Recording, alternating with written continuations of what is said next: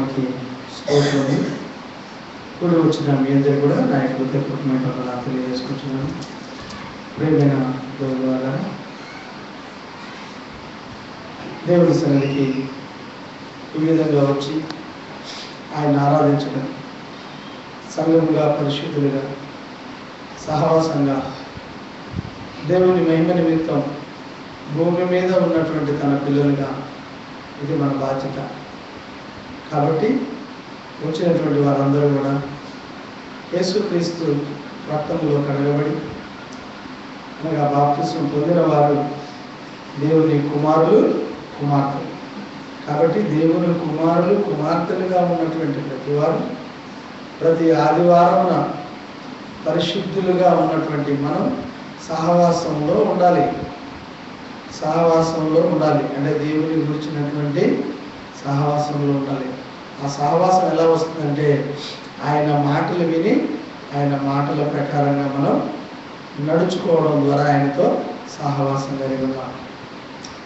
కాబట్టి మన సహవాసం అయితే ఎవరితో ఉందని చెప్తున్నాడు?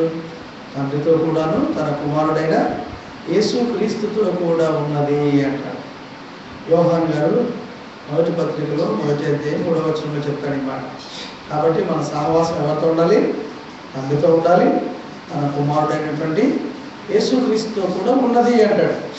ఉన్నది అని అంటే మరి సహవాసాన్ని మనం రాకపోతే, దేవుని సన్నిధికి రాకపోతే ఉన్నటువంటి సహవాసాన్ని కోల్పోతున్నట్టు, ఉన్నటువంటి సహవాసాన్ని మనం కోల్పోతున్నట్టు. కాబట్టి ఆయనతో ఎప్పుడు మనం తండ్రితోని తన కుమారుడైన క్రీస్తుతో మనం సహవాసం గలవాడిగానే ఉండాలి. ఈ దినాలు మనం చెప్పుకునేటువంటి పాఠం ఏంటంటే మనం పొందినటువంటి రక్షణ ఎలాంటిది అది అని అంటే ఎంతో గొప్పది. కానీ రక్షణను మనుషులు ఏం చేస్తున్నారంటే నిర్లక్ష్యం చేస్తున్నారు. ఎందుకు నిర్లక్ష్యం చేస్తున్నారో తెలుసా? మనం పొందిన రక్షణ ఎంతో గొప్పది, కానీ పొందినటువంటి వారు నిర్లక్ష్యం చేస్తున్నారు. ఎందుకు నిర్లక్ష్యం చేస్తున్నారు అని అంటే ఏదైనా సరే మనం కొంత ధనం ఇచ్చి వెల చెల్లించి తీసుకున్న దాని మీద చాలా జాగ్రత్త పెడతాం కదా. నేనేదైనా కొనుక్కొచ్చి ఇంట్లో పెట్టాను, అది జాగ్రత్త అని చెప్తాను. ఎందుకంటే దానికి కొన్ని డబ్బులు చెల్లించాం కాబట్టి దాని జాగ్రత్త అనే విషయంలో మనం ఆలోచన తీసుకుంటాం. అయితే రక్షణ మానవునికి ఎలా వచ్చిందో తెలుసా? ఎలా వచ్చిందంటున్నాడు? ఎఫెసీయులకు రాసిన పత్రికలో అపోస్తలుడైన పౌలు గారు 2వ అధ్యాయం 8వ వచనంలో చెప్తున్నటువంటి మాటను చూద్దాం. అపోస్తలుడైన పౌలు గారు ఎఫెసీ సంఘానికి రాస్తూ 2వ అధ్యాయము 8వ వచనంలో చెప్తున్నాడా, మీరు విశ్వాసము ద్వారా కృపచేతనే రక్షింపబడి ఉన్నారు. ఇది మీ వలన కలిగినది కాదు, ఇది మీ వలన కలిగినది కాదు, దేవుని వరమే అన్నాడు. ఈ రక్షణ అనేది మన వలన కలిగింది కాదు, ఇది దేవుడు మనుషులకు పెట్టినటువంటి ఒక వరం, మనుషులకు ఇచ్చినటువంటి ఒక వరం. ఇది ఉచితంగా పొందుకుంటున్నాం. ఎలా? ఉచితంగా. ఏమైనా డబ్బులు వెల చెల్లిస్తున్నావా? లేదు. బాప్తిసం పొందేటందుకు, బాప్తిసం ఇస్తేందుకు క్రీస్తుని అంగీకరించిన వారు నాకు బాప్తిసం కావాలంటే అంటే నీకు బాప్తిసం కావాలంటే ఇంత ఇవ్వాలమ్మా అని ఎప్పుడన్నా చెప్పాము? ఎవరికైనా చెప్పలేదు. అంటే అది ఎలా వస్తుంది ఈ రక్షణ అనేది? అంటే ఉచితంగా, దేవుడు ఉచితంగా ఇచ్చాడు. అయితే ఉచితంగా పొందినటువంటి ఈ రక్షణను మనుషులు నిర్లక్ష్యం చేస్తున్నారు. ఎందుకంటే దానికి వెల చెల్లించలేదు, నువ్వు డబ్బు ఖర్చు పెట్టలేదు కాబట్టి నీకు అర్థం అవ్వట్లేదు. కానీ మనం పొందిన రక్షణ ఎంత గొప్పదో మనం బైబిల్లో నుండి చూసుకుందాం. ఎలాంటి గొప్పది తెలుసా? ఈ దినాన పాపములో నుండి విడిపించబడి పరిశుద్ధురాలుగా ఈ దినాన మనం ఉన్నామంటే, పరిశుద్ధులుగా సహవాసంగా తండ్రితోని తన కుమారుడైన యేసుక్రీస్తుతో సహవాసం గలవారమై ఉన్నామంటే ఇది మామూలు విషయం కాదు. దీని వెనక ఎంతో గొప్ప త్యాగం ఉంది, గొప్ప త్యాగం ఉంది పిల్లరా. ఆ త్యాగం ఏంటో మనం ఒకసారి ఆలోచిస్తే ఒక వ్యక్తి విమోచింపబడాలంటే అది జరిగే పని కాదు అని బైబిల్లో చక్కగా రాయబడింది. చూద్దాం. కీర్తన గ్రంథము 49వ కీర్తన 7వ వచనం నుంచి 9వ వచనం వరకు చూసుకుందాం. జాగ్రత్త అందరూ తీయండి. 49వ కీర్తన 7 నుంచి 9వ వచనం వరకు. ఎవరును ఏ విధము చేత అయినను తన సహోదరుని విమోచింపలేడు. వాడు కుళ్ళు చూడక నిత్యము బ్రతుకున్నట్లు వాని నిమిత్తము దేవుని సన్నిధిని ప్రాయచిత్తము చేయగలవాడు ఎవరునూ లేడు. వారి ప్రాణ విమోచన దయము బహు గొప్పది. అది ఎన్నటికీ తీరక అట్లుండవలసినదే. ఈ మాటను మనం కొంచెం క్లియర్గా అర్థం చేసుకున్నాం. ఎవరును ఏ విధము చేతనైనను తన సహోదరుణ్ణి విమోచింపలేడు. వారి పాపముల నుండి ఎవరును తన సహోదరుణ్ణి వారి పాపముల నుండి విమోచింపలేడు అని చెప్తూ, వాడు కుళ్ళు చూడక నిత్యము బ్రతుకున్నట్లు వారి నిమిత్తము దేవుని సన్నిధిని ప్రాయచిత్తము చేయగలవాడు ఎవడనో లేడు అన్నాడు.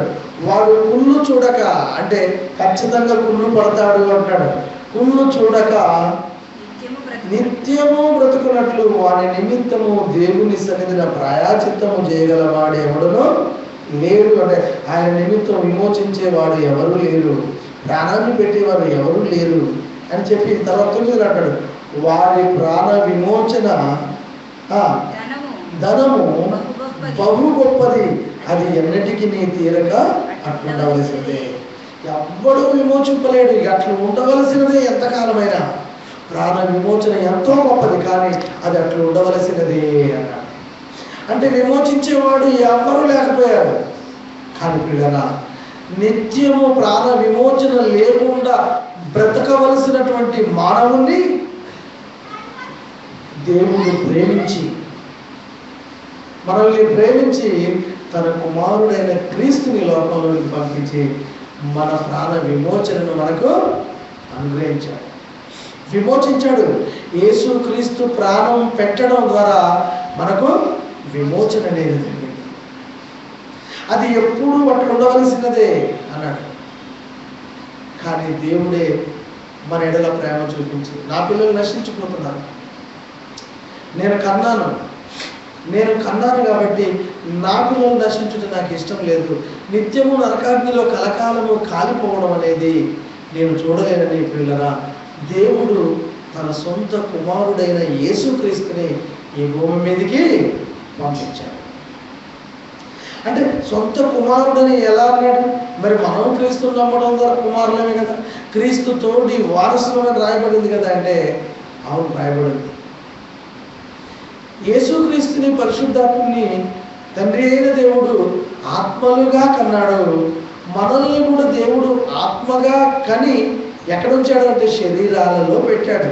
ఆదాము నుండి ఆయా జాతి వారీగా ఒకరి నుండి కోటాను కోట్ల ప్రజలైనటువంటి మనం మన శరీరంలో ఉన్నాం కాబట్టి, శరీరాన్ని బట్టి మనం శరీరంలో ఉన్నాం కాబట్టి యేసుక్రీస్తుని దేవుని కుమారుడిగా అంగీకరించడం ద్వారా తనకు మళ్ళా కుమారుడుగా మనల్ని దేవుడు స్వీకరిస్తున్నాడు. శరీరాలతో ఉన్నటువంటి మనల్ని దేవుడు కుమారులుగా స్వీకరించాలంటే, కుమారుడిగా అంగీకరించాలంటే యేసుని పరిశుద్ధుడిగా, యేసుని దేవుని కుమారుడిగా, మన పాపముల నిమిత్తం మరణించి సమాధి చేయబడి లేఖనాల ప్రకారం 3వ దినాన తిరిగి లేపబడి ఉన్నాడని హృదయమందు విశ్వసించి నోటితో ఒప్పుకొని నమ్మి బాప్తిసం పొందడం ద్వారా పిల్లరా మనం దేవునికి కుమారులుగా తీర్చబడుతున్నాం. అందుకే యేసుని సొంత కుమారుడని ఎందుకు అన్నాడంటే ఆత్మగా కన్నాడు, ఆత్మగా ఆయన యుద్ధ ఉన్నాడు కాబట్టి ఆయనను కుమారుడిగా, సొంత కుమారుడిగా ఆయన చెప్పగలిగాడు. చాలామంది ఈ విషయాల్లో అనుకుంటారు దేవుడు తన సొంత కుమారుడు అంటే మరి మనం కుమారులే కదా, మనం సొంత కుమారులు. నువ్వు ఆత్మగా ఉన్నప్పుడు సొంత కుమారుడిగా ఉంటున్నావు. శరీరంలో ఉన్నావు కాబట్టి శరీరంలో తెలుసు తెలియక నీ తప్పిదముల చేత దేవుడు అనుగ్రహించి మనం పొందలేకపోయావు కాబట్టి యేసుక్రీస్తు ద్వారా ఆయన మనల్ని విమోచించి పరిశుద్ధులుగా తీర్చి క్రీస్తు ద్వారా తనకు మళ్ళీ కుమారులు కుమార్తెలుగా చేసుకున్నాడు. కాబట్టి ప్రేమ దేవుని వలన ఇకపోతే మనల్ని ఏ విధంగా ఆయన రక్షించుకున్నాడో కొన్ని మాటలను బట్టి మనం చూసుకుందాం. అపోస్తలుడైన పౌలు గారు రోమా సంఘానికి లేఖ రాస్తూ 8వ అధ్యాయం 3వ వచనంలో చెప్తున్నాడు ఎలా విమోచించాడు. మాటల్లో చెప్పాను, మరి వాక్య రూపంలో మనం చూడాలి. వాక్యంలో ఉంటేనే నమ్మాలి తప్ప వాక్యంలో లేకపోతే ఏది ఎలాంటి ఎంత పాస్టర్ అయినా రెవరెండ్ అయినా బిషప్ అయినా అమెరికా నుంచి వచ్చిన దొరైనా చెప్పినా నోటి మాటలు ఏ క్రైస్తవుడు వినొద్దు. ఎవరైనా కానీ గొప్పవాడు కానీ లేదా బీదవాడు కానీ గొప్పవాడై ఉండి బైబిల్లో లేనిది చెప్తే వినొద్దు. బీదవాడై ఉండి బైబిల్లో ఉన్నది చెప్తే అలా ఉంటే బీదవాడైనా మనం దాన్ని వినాలి. బీదవాడు ఉన్నది ఉన్నట్టుగా చెప్తే వినాలి. ఈయన బీదోడు కదా ఏమి వింటామని చూడొద్దు, బైబిల్ చూడాలి. గొప్పోడు కదా, ధనవంతుడు కదా, ఐశ్వర్యవంతుడు కదా, ఈయన మాట మనం వినాలని బైబిల్లో లేకున్నా కానీ వినాల్సిన అవసరం లేదు పిల్లరా. కాబట్టి రోమపత్రిక 8వ అధ్యాయం 3వ వచనం, శరీరమును అనుసరింపక ఆత్మను అనుసరించి నడుచుకొని మన యందు ధర్మశాస్త్ర సంబంధమైన నీతి విధి నెరవేర్చబడవలెనని పాప పరిహారము నిమిత్తము దేవుడు తన సొంత కుమారుణ్ణి ఇంతకుముందు చెప్పాను, అందుకే తన సొంత కుమారుణ్ణి పాప శరీరాకారముతో పంపి ఆయన శరీరమందు పాపమునకు శిక్ష విధించెను. ఆయన శరీరమందు పాపమునకు ఏం చేశాడంట? శిక్ష విధించెను. ఎవరి కోసం అంటే మనందరి పాప పరిహారము నిమిత్తము అంటాడు. మనందరి పాపములు తొలగించుట నిమిత్తము తన కుమారుడైన క్రీస్తుని ఆయన బలిగా అర్పణముగా ప్రకటింపజేశాడు. ఇకపోతే 31వ వచనంలో చూద్దాం అదే మాట. 31లో చూద్దాం. ఇట్లుండగా ఏమందుము దేవుడు మన పక్షములుండగా మనకు విరోధి ఎవడు? తన సొంత కుమారుణ్ణి అనుగ్రహించుటకు వెనుక తీయక మనందరి కొరకు ఆయనను అప్పగించిన వాడు. ఎందరి కోసం అప్పగించాడు యేసుక్రీస్తుని? అందరి కోసం అప్పగించిన వాడు. మనకు కావలసిన ప్రతిదీ కూడా అనుగ్రహిస్తాడు అంటాడు. నీకు రక్షణనే ఇచ్చాడు. నీకు దేవునితో ఉండే అవకాశాన్నే పరలోకమందున్న కన్న తండ్రి నీకు కల్పించాడే. నీకు అవసరమైన దాన్ని ఆయన నీకు అనుగ్రహించడా? ఇవ్వడా? ఇస్తాడు, ప్రతిదీ ఇస్తాడు. కానీ ఎప్పుడు అనంటే తాను పంపిన తన కుమారుణ్ణి ఆయన కుమారుడిగా, నీకు రక్షకుడిగా, విమోచకుడిగా నువ్వు ఎప్పుడైతే నీ హృదయమందు విశ్వసించిన మీ బాప్తిసం పొంది సంఘంలో చేర్చబడతావో అది మొదలుకొని దేవుడు నీ పక్షాన ఉంటాడు. అప్పుడు నీకు విరోధి ఎవడు ఉండడు అంటాడు. నీకు ఆయన నీ పక్షంలో ఉండగా నీకు విరోధి ఎవడు? నీకు విరోధి ఉన్నాడా? నువ్వు ఆయన పక్షాన, నువ్వు ఆయన నీ పక్షాన లేడు అంటే నువ్వు ఆయన వైపు మళ్లించబడినట్లే. ఆయనతోటి తండ్రితోని తన కుమారుడైన క్రీస్తుతో నీకు సహవాసం లేనట్లే ప్రేమ దేవుని వల్ల. ఇకపోతే ఎలా వచ్చింది ఈ రక్షణ? ఎలా వచ్చిందో ఆలోచిస్తే మనం పరలోకమందున్న కన్న తండ్రితో యేసుక్రీస్తు అంట సమానుడిగా ఉన్నాడంట. చాలాసార్లు చెప్పుకుంటాం ఈ మాట. మనం సమానుడిగా ఉన్నటువంటి యేసుక్రీస్తు తనతో సమానునిగా ఉన్నారని విడిచిపెట్టకూడని భాగ్యం అని ఎంచుకోలేదు. అమ్మో నేను తండ్రితో సమానుడిగా ఉన్నాను, నేను ఈ సమానత్వాన్ని విడిచిపెట్టాలా? వాళ్ళ గురించి వాళ్ళు నశించిపోతే నేను ఎంత గొప్ప ఐశ్వర్యవంతుడిగా, నేను రాజుగా ఉండి దేవుడితో సమానుడిగా ఉండి సింహాసన ఆసీనుడిగా ఉన్నటువంటి నేను మనుషుల గురించి దిగి వెళ్ళిపోవాలా అని యేసుక్రీస్తు అనుకోలేదండి. తండ్రితో సమానుడిగా విడిచిపెట్టకూడని భాగ్యం ఆయన ఎంచుకోలేదు. అలా ఆయన ఎంచుకొని ఉంటే మనం అలా అదే విధంగా ఉంటుంటేవి కుళ్ళు పట్టేటువంటి వారిగానే ఉంటాం, కుళ్ళు చూడని వారిగా కాకుండా. మన విమోచన క్రయధనం చెల్లించేవారు లేకపోయేవారు. అంటే పిల్లరా ఆలోచించాలి, ఎంత గొప్ప మరి రక్షణ అనేది మనం ఆలోచిస్తే అర్థమవుతుంది. కేవలం ఉచితంగా చాలామంది పాడుపడతారు. ఏమని పడతారు తెలుసా?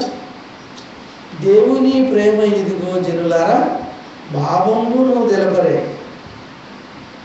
అదంతా పాటలో అది కూడా ఆ భావము నువ్వు తెలపరే అనేది కూడా తప్పే చెప్తారు. భావము నువ్వు తెలపరే అంటారు, భావము నువ్వు తెలపరే. ఏదో పాట అందరు పూర్వీకులు పాడారని ఏదో రకంగా పాడేస్తున్నారు. కానీ పరిశీలన చేయాలి. దేవుని ప్రేమ ఇదిగో జనులారా భావంబు నువ్వు తెలపరే. భావం ఏంటి? ఆ దేవుని ప్రేమ, ఆ భావం ఏంటో తెలపాలి అంటాడు. భావంబు నువ్వు తెలపరే అని అందరూ ఏం పడుతున్నారంటే కేవలము నమ్ముకొనిన పరలోక జీవము మనకు దొరుకును అంటాడు. కేవలము నమ్ముకొనిన కదా, ఏంటి నమ్మాల్సింది? కేవలం అనే దాన్ని పక్కకి పెట్టేస్తారు. కేవలం ఉచితమైంది, కేవలం నమ్ముకుంటే చాలు, యేసు ఏసే అంటే అయిపోయింది అనుకుంటారు. కానీ అలా కాదు. దేవుని భావం ఏంటి? దేవునితో సమానుడిగా ఉన్న యేసుక్రీస్తు విడిచిపెట్టకూడని భాగ్యమని ఎంచుకొనక ఆయన గొప్పవాడిగా ఉండి మహారాజుగా ఉండి సింహాసనాసీనుడై ఉండి దిగి వచ్చాడు. ఆయన గురించి చెప్పాలి. దేవుని ప్రేమ ఇదిగో జనులారా భావమును తెలపరే. భావమును తెలపాలి. ఏంటి ఆ భావము అంటే దేవుని ప్రేమ ఇదిగో జనులారా భావమును తెలపరే. యేసుక్రీస్తుని నమ్మిన పరలోక జీవము మనకు దొరుకును. కేవలము నమ్ముకున్న కాదు, దేవుని ప్రేమ ఇదిగో జనులారా భావమును తెలపాలి. ఏంటి ఆ భావం అంటే యేసుక్రీస్తుని నమ్మిన పరలోక జీవము మనకు దొరుకును. అది పాట. యేసుక్రీస్తుని నమ్మితే అని చెప్పాలి. ఎందుకంటే దేవునితో సమానుడిగా ఉన్న యేసుక్రీస్తు తనను తాను ఏం చేసుకున్నాడంట? రిక్తునిగా చేసుకున్నాడు. ఆయన మనకు పరిచారకుడిగా వచ్చాడు, మనకు పనివాడిగా వచ్చాడు యేసుక్రీస్తు. గొప్ప ఐశ్వర్యవంతుడిగా దేవునితో సమానుడిగా ఉన్న యేసుక్రీస్తు, పరలోకంలో దేవునితో సమానుడిగా ఉన్న యేసుక్రీస్తు ఈ భూమి మీదకి దిగి వచ్చాడంటే మరి ఎంతగా నిన్ను ప్రేమించాడో ఒకసారి ఆలోచించాలి. కేవలం నమ్ముకొనిన ఉచితమైన రక్షణ అని. ఉచితమైందా? ఆయన త్యాగం ఎంత ఉంది? యేసుక్రీస్తు త్యాగం. తన రక్తాన్ని చివరి రక్తపు బొట్టు వరకు ఆయన మన పాప క్షమాపణ నిమిత్తం ఆయన తన రక్తాన్ని చిందించాడు. పిల్లలు ఆలోచించాలి. మన రక్షణ నిమిత్తం ఆయన చివరి రక్తపు బొట్టు వరకు కార్చాడు. ఎలాంటి రక్షణ అది? ఎలాంటి వాడిగా వచ్చాడు? మత్తయి గారు రాసిన సువార్త 20:28 చదవండి. 20:28.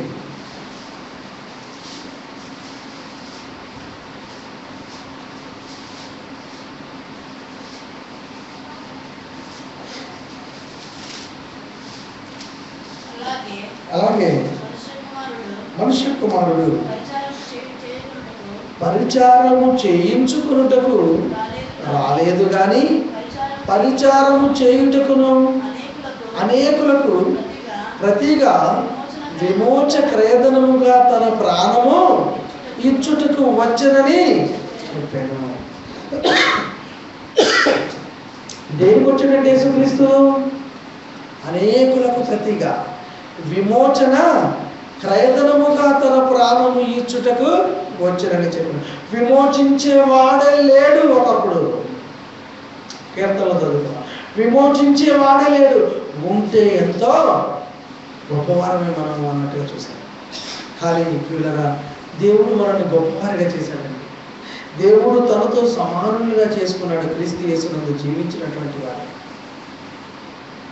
పనికి రానటువంటి జీవితాన్ని మానవుడు కల్పించుకున్నాడు. యథార్థవంతుడిగా పుట్టిస్తే ఈ లోకంలో పాప జీవితం గొప్పదనుకున్నాడు మానవుడు.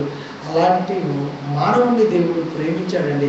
ప్రేమించి తన కుమారుడైన క్రీస్తుని ఈ లోకంలోనికి పంపించి మనకు రావాల్సిన సమానార్థమైన శిక్షను క్రీస్తుపై వేశాడంటే, వేసి మనల్ని రక్షించుకునంటే ఆ రక్షణ, మనము పొందిన రక్షణ ఎంత గొప్పదో ఆలోచించాలి.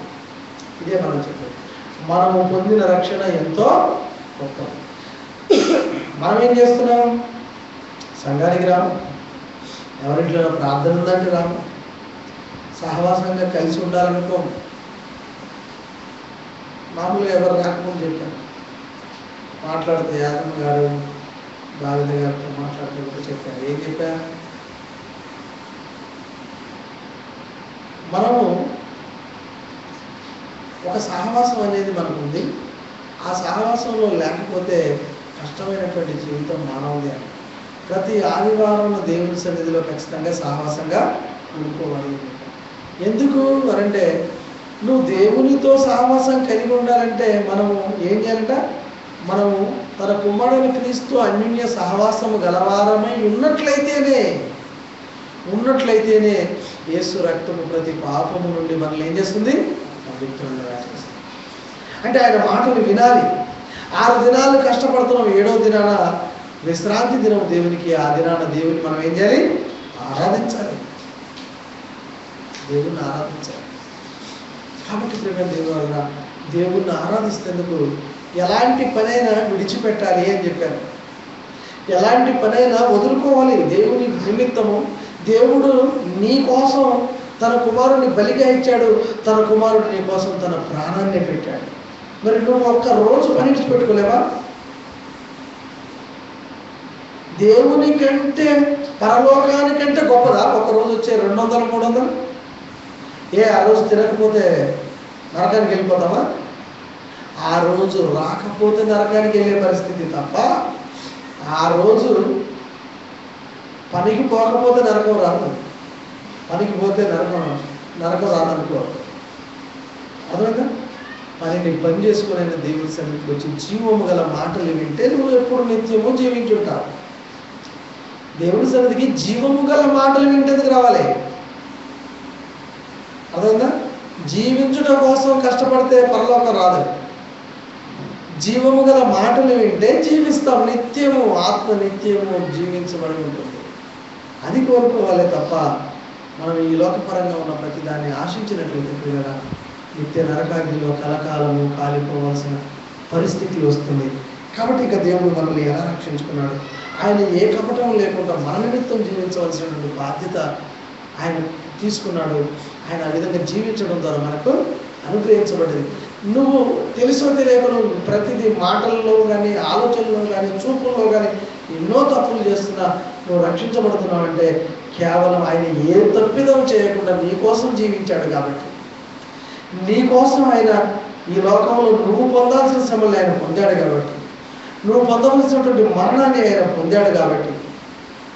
అయితే ఎలా జీవించాడో ఆలోచిస్తే ప్రేమ దేవుళ్ళరా, అపోస్తలుడైన పేతురు గారు రాసిన పత్రిక 2వ అధ్యాయం 21 నుంచి 25 వచనాలను చదువుతాం. ఎలా జీవించాడో చూద్దాం. చదవాలి. 2వ అధ్యాయము మొదటి పత్రిక 2వ అధ్యాయము 21, 25 వచనాలు. పేతురు గారు రాసిన మొదటి పత్రిక 2వ అధ్యాయము 21 నుంచి 25 వచనాలు. క్రీస్తు కూడా మీ కొరకు బాధపడి మీరు తన అడుగు జాడలయందు నడుచుకున్నట్లు మీకు మాదిరి ఉంచిపోయిను. ఇక్కడ సంఘానికి చెప్తున్నాడు. మీ నిమిత్తము కూడా, సంఘంగా ఉన్న మనం కూడా ఆలోచించాలి. మన నిమిత్తం కూడా, మీ నిమిత్తము కూడా చాలి. ఆయన పాపము చేయలేదు. ఆయన నోటను ఏ కపటమును కనబడలేదు. ఆయన దూషింపబడి బదులు దూషింపలేదు. ఆయన శ్రమ పెట్టబడి బెదిరింపక న్యాయముగా తీర్పు తీర్చు దేవునికి తన్ను తాను అప్పగించుకొనెను. మనము పాపముల విషయమై చనిపోయి నీతి విషయమై అబగల జీవించున్నట్లు ఆయన తానే తన శరీరమందు మన పాపములను మాను మీద మోసుకొనెను. ఆయన పొందిన గాయముల చేత మనకు మీరు స్వస్థత నొందితిరి. ఆయన పొందిన గాయముల చేత మీకు ఏం కలిగింది? స్వస్థత. దేనికి స్వస్థత? శరీర స్వస్థత. ఏంటి? టచ్ అని ముడితేనా? ఒక ఆయన కొత్తగా ఏం చేస్తుంది తెలుసా? అందరూ చేతులు పెట్టి టచ్ అంటే ఇంకొక ఆయన ఏమిటంటే కాలు పెట్టి టచ్ అంట. అర్థమైందా? బైబిల్లో రాసలేదు. పిల్లలు ఆలోచించాలి. బైబిల్లో లేనిది ఏదైతే చేస్తున్నారో అది అపవాది సంబంధమైనది. మీరు గొర్రెల వలె దారి తప్పిపోతుంది. కానీ ఇప్పుడు మీ ఆత్మల కాపరి అధ్యక్షుడునైనా ఆయన వైపునకు మళ్ళీ ఉన్నారు. దేవుని స్తోత్రం. ఆలోచించాలి ప్రేమ దేవులారా. మన నిమిత్తం ఆయన తన ప్రాణాన్ని పెట్టాడట. మన నిమిత్తం ఆయన ప్రాణాన్ని త్యాగం చేశాడు. అర్థమైందా? ఆయన పొందిన గాయముల చేత మనకేముందంట? ఏంటి స్వస్థత అంటే? ఆత్మరక్షణ. స్వస్థత అంటే ఆత్మరక్షణ. శరీరం కేవలం నిష్ప్రయోజనమైంది. 60 సంవత్సరాలకు ఆవిరైపోయే ఈ శరీరం గురించి దేవుడు ఆలోచించలేదు. శరీరం కేవలం నిష్ప్రయోజనమైనదే, ఆత్మయే జీవింపజేయుచున్నది అని రాయబడిన ఆత్మరక్షణ గురించి యేసుక్రీస్తు ఆయన గాయములు పొందాడు. ఆయన పొందిన గాయముల చేత ఆత్మకు రక్షణ వచ్చింది. దాన్ని స్వస్థత. దాన్ని స్వస్థత అన్నాడు. కాబట్టి ఆత్మ విషయంలో ఆలోచించాడు. ఏ ఆత్మయు నశించుట ఆయనకి ఇష్టం లేక ఆయన ఇంకా మన ఎడల ఏమైనాడు? దీర్ఘశాంతము గలవాడయ్యుండి తన కుమారుడైన క్రీస్తుని ఇంకా పంపించలేదు. రెండో రాలేదు. అంటే ప్రతి వారు రక్షించబడాలనేది దేవుని యొక్క అనాది సంకల్పం. కాబట్టి ఇంకా మరొక మాట కూడా ఆలోచిస్తే, ఆయన వచ్చి ఎలా గాయాలు పొందాడు, ఎలా ఆయన పొందిన గాయముల చేత మనకు రక్షణ వచ్చింది, ఎంతగా శ్రమ పెట్టబడ్డాడు, బదులు దూషించలేదు. ఆయన దూషింపలేదు. ఆయన శ్రమ పెట్టబడి ఇతరులు శ్రమ పెట్టలేదు. అంటే ఎంతగా శ్రమ పొందాడో, ఎప్పుడెప్పుడు ఆ శ్రమ పొందాడో తెలుసా? ఒకసారి ఆయన ఎప్పుడెప్పుడు పొందాడు? 3.5 సంవత్సరాల్లో పొందాడా? ఆయన సిలువకు ఆయన సిలువకు వేస్తారన్నప్పుడు ఒక 3 గంటల సమయంలో పొందాడా? ఎప్పుడు పొందాడో ఆలోచిస్తే పిల్లరా, ఆయన ఆత్మగా పరలోకములో ఉన్నప్పుడు కాకుండా విడిచిపెట్టకూడని భాగ్యమని ఎంచుకొనక తండ్రి చిత్తాన్ని ఈ లోకంలో జరిగిస్తేందుకు శరీరాన్ని దాల్చుకొని నేను భూమి మీద ఉండి నా సహోదరుల పాప విమోచన నిమిత్తం తన ప్రాణాన్ని పెట్టాలని ఎప్పుడైతే శరీరాన్ని ధరించుకున్నాడో, ఆయన శరీరాన్ని ధరించుకున్న ప్రతి క్షణము నుండి ఆయన శరీరధారి అయి ఉన్న దినములలో అని రాయబడినటువంటి మాటలు మనం ఆలోచిస్తే అర్థమవుతుందండి. అపోస్తులైన పౌలు గారు హెబ్రీ సంఘానికి లేఖ రాస్తూ 5వ అధ్యాయం 7వ వచనంలో చెప్పబడిన మాటను చదివితే మనకు అర్థమైంది పిల్లరా. శరీరధారి అయి ఉన్న దినములలో మహారోదనముతోనూ కన్నీళ్లతోనూ తన్ను మరణము నుండి రక్షింపగల వానికే ప్రార్థనలను యాచనలను సమర్పించి భయభక్తులు కలిగి ఉన్నందున ఆయన అంగీకరింపబడు. దేవుని ఎడల భయము భక్తి కలిగి శరీరధారి అయి ఉన్నటువంటి దినములన్నిటిలో అంటాడు. ఒక సిలువకెక్కే 3 గంటల సమయం కాదు, లేకపోతే ఆయన స్వార్థ పరిచయంలో ఉన్నటువంటి 3.5 సంవత్సరాలు కాదు. ఎప్పటి నుండి? ఆయన భూమి మీద కన్య మరియ గర్భములో నుండి శరీరాన్ని ధరించుకొని భూమి మీదకి వచ్చినది మొదలుకొని శరీరధారి అయి ఉన్న దినములలో అంటాడు. ఎప్పుడైతే శరీరంతో ఈ భూమి మీదకి వచ్చాడో యేసుక్రీస్తు, వచ్చినటువంటి ప్రతి దినం ఆ దినము మొదలుకొని ఆయన మరణ సమాధి వరకు తర్వాత పునరుత్థానుడై ఆత్మగా లేచాడు. ఆయన మరణము వరకు కూడా ఆయన మహారోదనముతో కన్నీళ్లతో తన్ను విడిపించగలిగినటువంటి దేవునికి ఆయన ఏం చేశాడ? ప్రార్థనలను యాచనలు చేశాడు. అంటే పిల్లల మనము ఒక క్షణం ఏదైనా బాధ కలిగితే ఎంతో ఇబ్బంది పడతాం.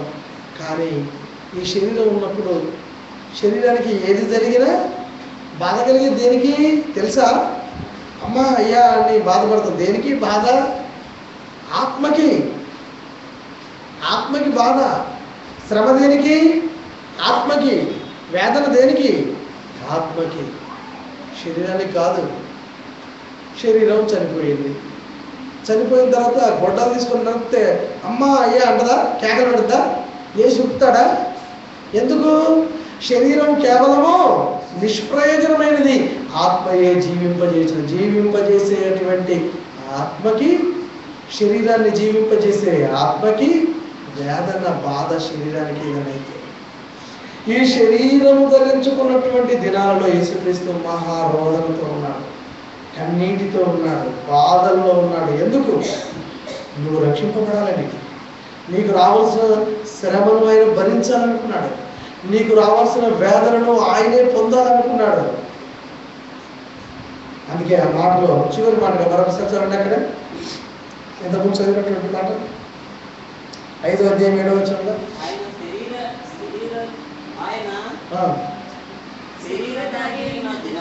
ఆయన శరీరధారి అయి ఉన్న దినములలో మహారోదనముతోను కన్నీళ్లతోను తన్ను మరణము నుండి రక్షింపగల వానికి ప్రార్థనలను యాచనలను సమర్పించి ఆయన ఏం కలిగి ఉన్నాడు? శరీరధారి అయిన దినాల్లో భయభక్తులు కలిగి ఉన్నాడు. కాబట్టి వేదనతో, రోదనతో, కన్నీళ్లతో జీవించగలిగాడు. భయం లేకపోతే సంతోషంగా ఉండొచ్చు. ఎవరి భయం లేకపోతే, తల్లిదండ్రులు భయం లేకపోతే పిల్లలు ఎలా ఉంటారు? సినిమాలకు వెళ్తారు, ఫ్రెండ్స్తో వెళ్తారు, చెడు తిరుగులకు వెళ్తారు, వారి ఇష్టం వచ్చినట్టు వెళ్తారు, ఆనందిస్తారు. అది లోకపరంగా. కానీ యేసుక్రీస్తు ఆయన భయభక్తులు కలిగి ఉన్నందున, ఆయన భయభక్తులు కలిగి ఉన్నాడు కాబట్టి మహారోదనతో బ్రతికాడు. శరీరధారి అయిన దినాలు కన్నీళ్లతో ఉన్నాడు. శరీరధారి అయిన దినాలు ఆయన ప్రార్థనలు, యాచనలను, భయభక్తులు కలిగి ఆయన జీవించడం ద్వారా తండ్రి ఏం చేశాడంట? అంగీకరించాడు. ఆయన అంగీకరించడం ద్వారా మనకేం కలిగింది? రక్షణ కలిగింది. అంటే ఈ రక్షణ ఎంత గొప్ప ఆలోచించా. కేవలం ఉచితము అంటున్నాం, కేవలం నమ్ముకున్న ద్వారా అంటున్నాం.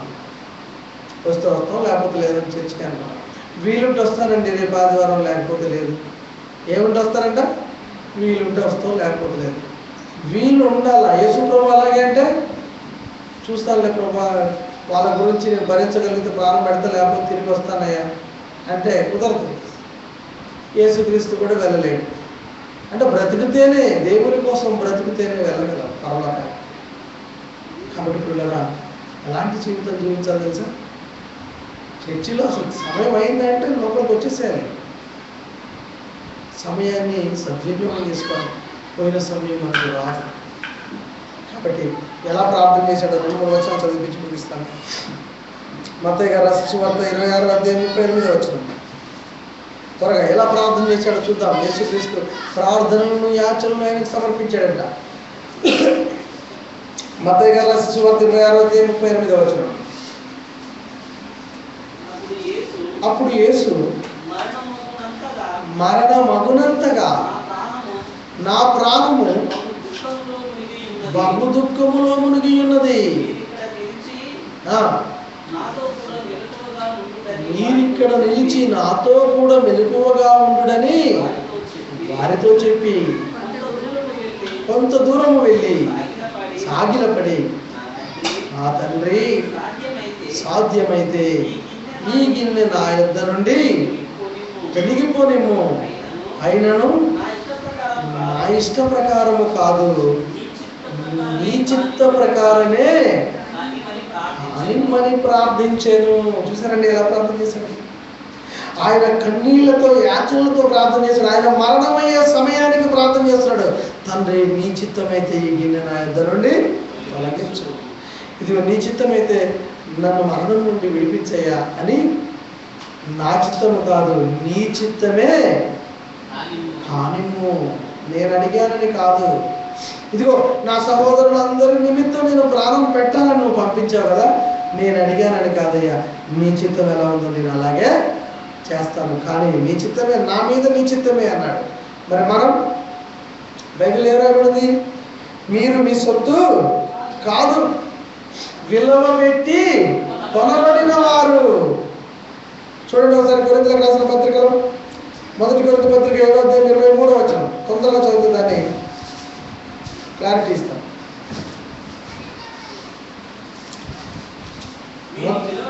మీరు విలువ పెట్టి కొనబడిన వారు కనుక మీ దేహముతో దేవుని మహిమపరచుచాలని.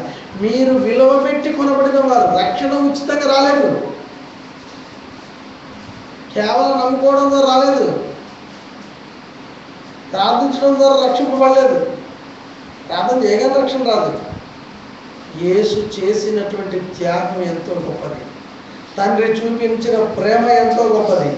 ఆయన ప్రేమ, దేవునికి మన మీద ఉన్నటువంటి, తండ్రి అయిన దేవునికి మన మీద ఉన్నటువంటి ప్రేమ ఎంతో గొప్పది కాబట్టి మనల్ని ప్రేమించి తన కుమారుడైన క్రీస్తుని, మనకు రావాల్సిన సమానార్థమైన శిక్షను క్రీస్తు పైన వేశాడు. మరి వేస్తే ఆయన మన నిమిత్తం తన ప్రాణాన్ని త్యాగం చేశాడు. ఆయన ప్రేమ, ఈయన త్యాగం ద్వారా మనకు రక్షణ కలిగింది. రక్షింపబడ్డాము మేము క్రైస్తవులం అంటే కాదు, ఇది ఉచితంగా వచ్చింది కాదు, వెళ్తే వెళ్దాం లేకపోతే లేదంటే ఎందుకంటే ఆయన ఏం చేసుకున్నాడు? మిమ్మల్ని కొన్నాడు విలువ పెట్టి. ఏం విలువ పెట్టాడు? తన ప్రాణాన్ని పెట్టాడు. క్రీస్తు ప్రాణాన్ని పెట్టాడు ప్రతి వారి గురించి. ఆలోచించుకోవాలి ఒకసారి. ఒట్టిగానే పరలోకానికి వెళ్ళట్లేదు నువ్వు, ఆయన నిన్ను కొనుక్కున్నాడు. ఇక నువ్వు నీ సొత్తు కాదు. ఏదైనా కూరగాయలు కొనుక్కుంటే, ఒక బియ్యం సంచి కొనుక్కుంటే అది నీ సొంతం, రోజు దాన్ని వండుకోవచ్చు, దాని కొన్ని తీసి. ఎందుకు? దానికి వెల చెల్లించావు. యేసుక్రీస్తు ఏం చేశాడు? నువ్వు పాపాలు చేస్తుంటే నీ పాపాలు శుద్ధీకరించబడాలని ఆయన రక్తంలో, యేసు రక్తం ప్రతి పాపము నుండి నిన్ను పవిత్రులుగా చేసే రక్తం కాబట్టి నువ్వు పవిత్రుడిగా, పరిశుద్ధురాలుగా నువ్వు ఉండి దేవుని సన్నిధిలో, అంటే పరలోకానికి నువ్వు వెళ్ళాలని నువ్వేం చేయబడ్డావంటే యేసుక్రీస్తుకి అమ్మివేయబడ్డావు. నీ పాపాలు నువ్వు కడుక్కోనుట కోసం ఆయనకు అమ్మివేయబడ్డావు. ఆయన వెల ఇచ్చి, ఆయన రక్తం ఇచ్చి నేను ఏం చేసుకున్నాడు? కొనుక్కున్నాడు. తండ్రి ఏం చేశాడు? తన కుమారుణ్ణి పంపించి నీ కోసం నిన్ను కొనుక్కున్నాడు. యేసుక్రీస్తు తన ప్రాణాన్ని పెట్టి నిన్ను కొనుక్కున్నాడు. ఇక మీరు మీ సొత్తు కారు, విలువ పెట్టి కొనబడిన వారు. విలువ డబ్బిచ్చి మనం ఎలా కొనుక్కుంటే మన సొంతమవి, అలాగే యేసుక్రీస్తు తన రక్తాన్ని ఇచ్చి మిమ్మల్ని కొనుక్కున్నాడు. కాబట్టి మీరు మీ సొత్తు కాదు. కాబట్టి పిల్లరా, మనం ఏం చేయాలంటే బైబిల్లో రాయబడిన ప్రకారంగా ఆదివారం నాడు ప్రార్థనకు వెళ్ళాలి అని రాయబడితే ఆదివారం నాడు ఖచ్చితంగా వెళ్ళాల్సిందే. మరి సంఘం ఎప్పుడు సంఘంలో చేర్చబడాలంటే మొదటి శతాబ్ద కాలంలో పరిశుద్ధాత్మకు దిగి వచ్చాడు.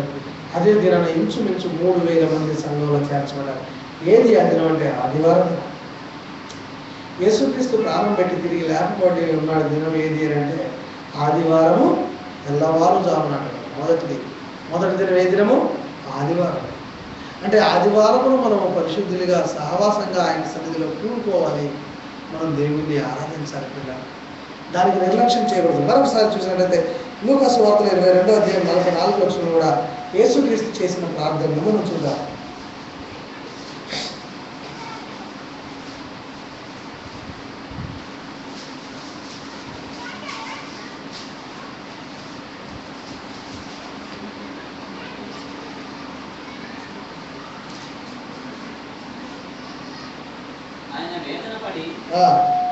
మరింత ఆతురంగా ప్రార్థన చేయగా ఆయన చెమట నేల పడుచున్న గొప్ప రక్త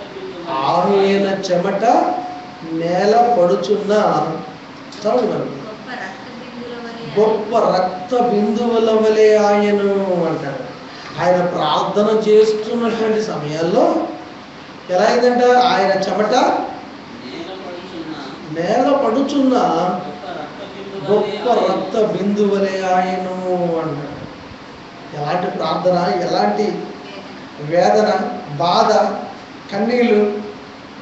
ఎలా వచ్చింది రక్షణ? ఎంత కష్టపడితే వచ్చింది, ఎంత త్యాగం చేస్తే వచ్చింది.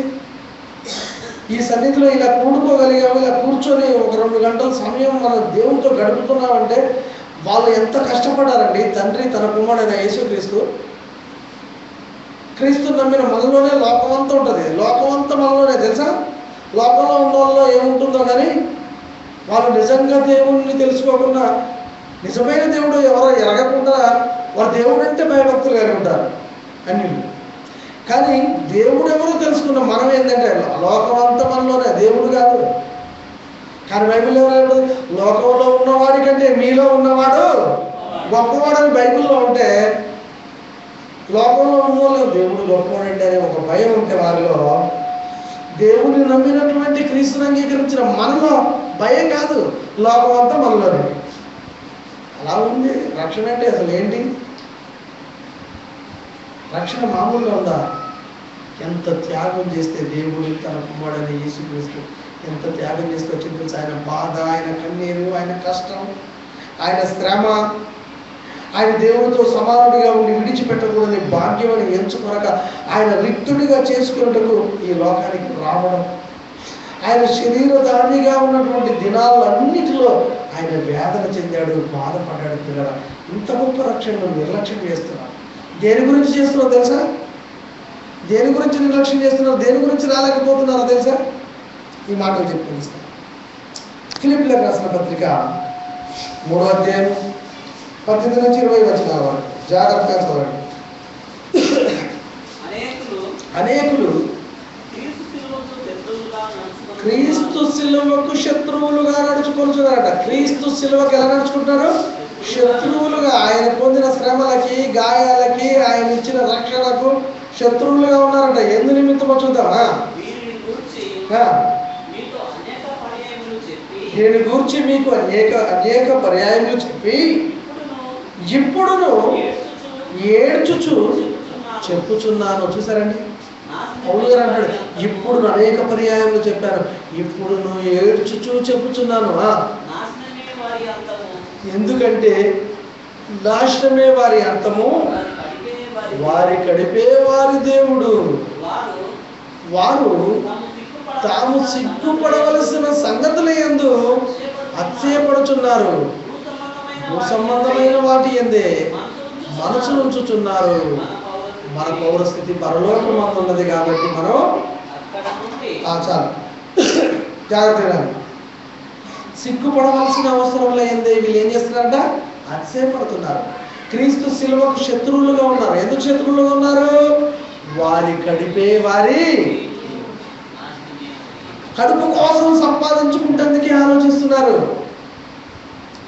చెప్పేంత ముందు మనం మామూలుగా మాట్లాడుకున్నప్పుడు పని పని పని అని ఆలోచిస్తున్నాం. దేవుని సన్నిధికి రాలేదు.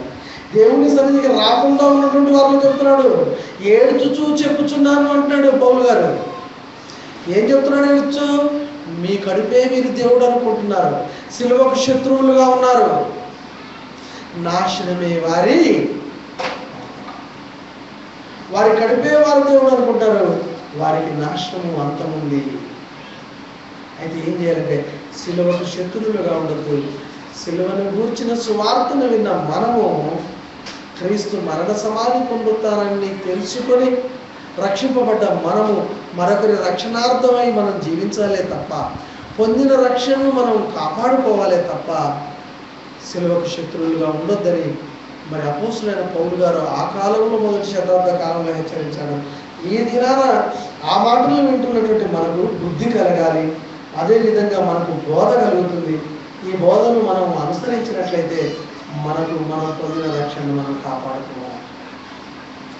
పొందాం అంటున్నాం, పోగొట్టుకుంటున్నామే తప్ప పొందిన దాన్ని కాపాడుకునే వారిగా లేరు. అందుకే మనం పొందిన రక్షణ ఎంతో గొప్పది, అది ఉచితమైందని, కేవలం నమ్ముకుంటూ వచ్చిందని సింపుల్గా విడిచిపెట్టి ఆదివారాలు బంద్ అయితే, లేదా ఎక్కడైనా గృహకుడిలు జరిగితే, లేదా ఎక్కడైనా సంఘం ఆలోచించి పెట్టిన ప్రార్థన కూడికల్లో రాకుండా మాత్రం ఉండకూడదనే ఆలోచన మనకు రావాలి. మనం మాట చదువుకుందాం.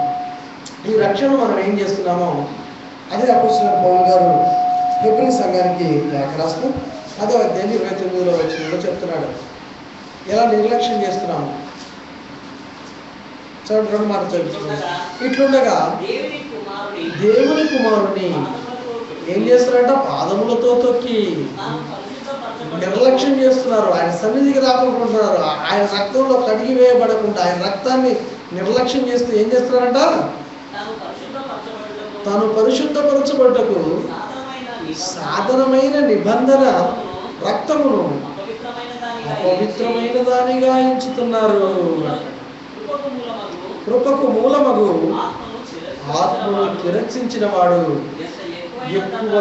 ఎక్కువ దండనకు పాత్రుడుగా ఎంచబడునని మీకు తోచును అంటాడు. ఆయనను పాదములతో తప్పుతున్నారట. క్రీస్తుని అంగీకరించడం ద్వారా, క్రీస్తుకు శిలువకు శత్రువులుగా ఉండడం ద్వారా సాధన నిబంధనమైన రక్తాన్ని మీరు ఏం చేస్తున్నారు? అపవిత్రమైన దానిగా ఎంచుతున్నారు. సాధన నిబంధన రక్తము ఎప్పుడు మీకు ఆయన. కాబట్టి పొందిన రక్షణను మనం పోగొట్టుకోకుండా కాపాడుకునే వారిగా ఉండాలని లేఖనాన్ని బట్టి మనం చూస్తున్నాం. ఇక్కడ చూసినట్లయితే బైబిల్ గ్రంథంలో మరి ఏషావు గురించి విన్నాం. మనం ఏషావు గురించి ఆయన ఏం చేశాడు? దేవుడు ఇచ్చినటువంటి దేని పోగొట్టుకున్నాడు? జ్యేష్ఠత్వాన్ని పోగొట్టుకున్నాడు. మనం రక్షణను పోగొట్టుకుంటామేమో, మనం జాగ్రత్తగా ఉండాలి. పౌలు గారు ఏం చేశారు? తన శరీరాన్ని నల్లగొట్టుకున్నాడు. దేని నిమిత్తం? రక్షణను పోగొట్టుకోకుండా ఉండాలి. దేవుని యుద్ధ ఉన్నటువంటి బహుమానాన్ని నేను పొందుకోవాలనుకున్నాడు. మనం సమయానికి రాము, 1 గంట అయిపోయిందంటే వెళ్ళిపోవాలనుకుంటాం. ప్రతి విషయంలో ఆలోచించుకోలేకపోయినా దేవుని వల్ల. చూద్దాం, ఒక మాట చూసి మనం ముగించుకుందాం. అదే పిల్లకి రాసిన పత్రిక 12వ అధ్యాయం 16వ వచనం ఆ ఏషావు గురించి రాయబడినటువంటి మాటలు చూద్దాం. ఒక పూట కూటి కొరకు తన జ్యేష్ఠత్వపు హక్కును అమ్మివేసిన ఏషావు వంటి భ్రష్టుడైన వ్యభిచారి ఉండునేమో అని జాగ్రత్తగా చూసుకోండి. ఒక పూట కూటి కోసం ఆకలితో ఉన్నాడు. తన సహోదరుడు, తన తమ్ముడైన యాకోబు ఒక కూర చేసుకున్నాడు. ఏంటది? చిక్కుడుగా కూర, ఎర్రగా కనిపించిందంట. ఆకలితో ఉన్నాడు, చనిపోయే స్థితిలో ఉన్నాడు. అయినా కానీ దాన్ని పొందుకోవాలనుకున్నాడు. జ్యేష్ఠత్వాన్ని పోగొట్టుకున్నాడు, అమ్మేసుకున్నాడు. అలాగే పిల్లరా, మనం పొందిన రక్షణను ఈ లోకంలో ఉన్నటువంటి దాన్ని ఆశించి కడుపే దేవుడు అనుకుని వారు ఏం చేస్తున్నారు? నాశనానికి వెళ్ళిపోతున్నారు. కడుపుకు సంబంధించిన పని గురించి దేవుని పని విడిచిపెట్టుకోకండి. కడుపుకు సంబంధించిన పనుల గురించి ఆలోచించి పరలోకాన్ని పోగొట్టుకోకండి. నిత్యము కలకాలము ఆత్మ కాలిపోద్ది. బైబిల్లో ఉన్న బోధంతా కూడా ఆత్మకు సంబంధించిందే తప్ప శరీరానికి సంబంధించింది కాదు. జీవము గురించి చూడకండి, జీవించడం కోసం చూడదు, నిత్య జీవం కోసం చూడాలి. అర్థమైందా? కాబట్టి ఈ లోకంలో కావాల్సింది సంపాదించుకుందామంటే పరలోకానికి సంబంధించిందని కోల్పోతాం. కాబట్టి జాగ్రత్తగా ఉండాలి. ఒక మాట చదువుకొని ముగిద్దాం. అదే బిల్లుకి రాసిన పత్రిక 2వ అధ్యాయం 3వ వచనం మనం పొందిన రక్షణ ఎంత గొప్పదో చెప్తున్నటువంటి మాటను చూసుకొని ముగిద్దాం.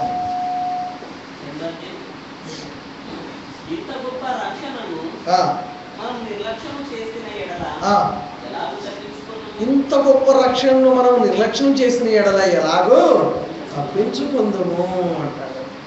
అందుకే కడుపు కోసమని, లోకంలో ఉన్నటువంటి మన కడుపులో పుట్టిన పిల్లల కోసమని, లేదా మనకు ఈ లోకంలో ఉన్న జీవిత కాలం అంతా సహకారిగా ఉంటున్న భార్య కోసమని, లేకపోతే భార్య భర్త కోసమని పొందిన రక్షణను పోగొట్టుకునే వారిగా ఉండొద్దని ప్రభుపేటకు వచ్చాను. ఇంత గొప్ప రక్షణ ఎలాంటి గొప్పదంటే, తండ్రి తన కుమారుణ్ణి విడిచిపెట్టుకున్నాడు. కుమారుడు మన కోసం శరీరధారి అయి ఉన్న దినాల్లో తన ప్రాణాన్ని పణంగా పెట్టాడు. ఇకపోతే ఎంత గొప్పదంటే, మనం అనునిత్యము చేసే పాపాల నుండి విడిపించబడేంత గొప్పది మనం పొందిన రక్షణ. అనునిత్యము నీ ఆలోచనల ద్వారా, నీ తలంపులతోటి, నీ చేతులతో, కాళ్ళతో, నీ చూపులతో, నీ నోటి దురదతో జరిగించే ప్రతిదీ కూడా క్షమించబడేంత గొప్పది యేసుక్రీస్తు చేసినటువంటి త్యాగం. అందుకే కుమారుణ్ణి పాదములతో తొక్కి కృపకు మూలమైనటువంటి ఆత్మను తిరస్కరించడం ఏంటంటే సాధన నిబంధన రక్తం. ఆయన సాధన నిబంధన రక్తం అంటే ఏంటో తెలుసా? జీవితాంతం మనం ఎలా ఎదుగుతూ ఉన్నామో ఎప్పుడు యేసుక్రీస్తులో సాధకం చేసుకోవాలి. నీ జీవితాన్ని ఎప్పుడు పాపక్షమాపణ నిమిత్తం ఆయన ఎదుట ప్రార్థన చేసుకోవాలి. సాధన నిబంధన రక్తం అంటే ఆయనతో అన్యోన్య సహవాసము గలవారమైనట్లయితే ఆయన రక్తం ప్రతి పాపము నుండి మనల్ని పవిత్రంగా, అంటే అనునిత్యము ఎప్పుడు ఆయన రక్తము పాపము నుండి విడిపించేది. ఇంత గొప్ప రక్షణను మనం నిర్లక్ష్యం చేసుకుంటామా? కేవలం 2 గంటలు 3 గంటల ఆరాధనకు రావచ్చు, తర్వాత నీ వ్యక్తిగత జీవితంలో ఎప్పుడూ ఆయనతో సహవాసం కలిగి దేవుణ్ణి ఆరాధించుకోవచ్చు, ప్రార్థన చేసుకోవచ్చు, సహవాసం కలిగి ఉండొచ్చు. కానీ ఆదివారం దినమున మాత్రం పరిశుద్ధులుగా రక్షింపబడిన వారు, పిలువబడినటువంటి వారు సంఘంగా కూడుకొని పరిశుద్ధమైనటువంటి పరలోకంలో ఉన్న తండ్రి మనసులో ఉన్న మాటలు పరిశుద్ధాత్మ ప్రేరణ ద్వారా రాసినటువంటి లేఖనాలు బైబిల్లో ఉన్నాయి. కాబట్టి ఈ మాటల చేత మనం ఆదరించబడాలి. ఈ మాటల చేత మన రక్షణను అనునిత్యము కొనసాగించుకునే వారిగా ఉండాలి. ఈ సిగ్గుపడవలసినటువంటి సిగ్గుపడేటువంటి మరి వాటి విషయంలో మనం ముందుకు పోకుండా మనం పొందిన రక్షణ గొప్పదని ఆలోచించి ఆ రక్షణను కాపాడుకున్నటకు నిత్యం మన జీవితాన్ని కొనసాగించుకునేటువంటి వారిగా మన జీవితాలను గడుపుకోవాలని ప్రభుపేట మిమ్మల్ని హెచ్చరిస్తున్నాను. నేను హెచ్చరించుకుంటూ కొద్ది మాటలు ముగిస్తున్నాను. ప్రార్థన చేసుకున్నాం. సమయంలో ప్రార్థన అందరూ కళ్ళు మూసినట్లయితే